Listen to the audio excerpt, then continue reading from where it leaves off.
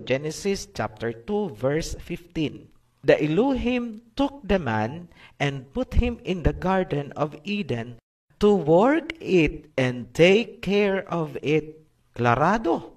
Pansinin ang verse 5, walang halaman o anumang pananim dahil walang ulan at walang magtatrabaho ng lupa.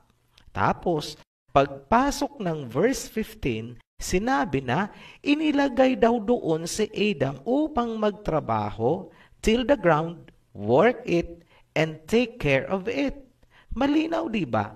Ano siya dito? Gardener and caretaker. Yan, maliwanag na hindi si Adam ang nasa chapter 1 na sinabihan na, go around the world and populate it. Hindi po siya yon dahil si Adam ay nakakulong sa garden. Doon lang siya mag-i-stay dahil siya ay magtatanim.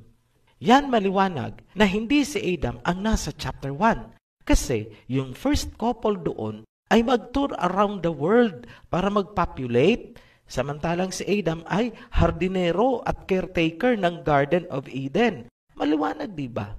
Alam nyo, kaya nalilito kayo dahil sa mga doktrina